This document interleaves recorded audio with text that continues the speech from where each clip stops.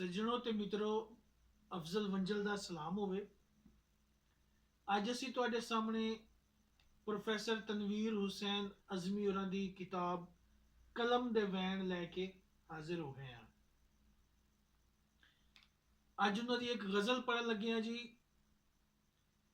खेडण पलक बनेरे अथरू, खेडण पलक बनेरे अथरू, की चाहते ने मेरे अथरू।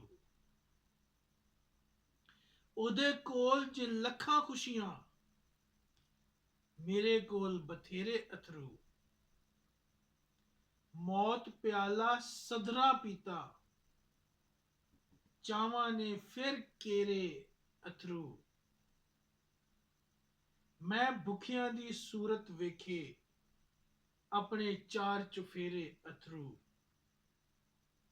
मेरी झोली दे विच डिगदे, हिजरी शाम सवेरे अथरू।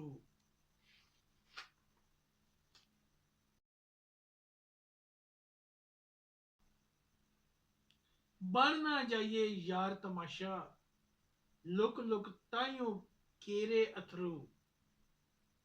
अजमी कोलू वेख नहीं हुंदे, कसमे रब दी तेरे अथरू।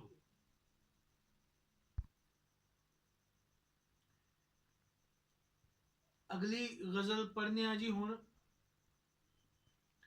सूरज चन्न सितारे चुप ने, दरिया झील किनारे चुप ने।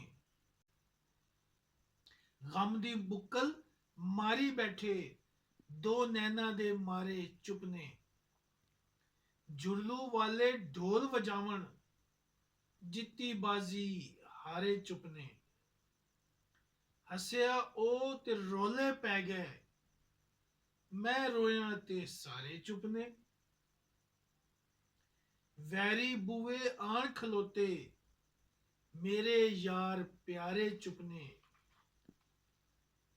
जालिम हद्दां कीती जांदे, लोकी यार विचारे चुप ने।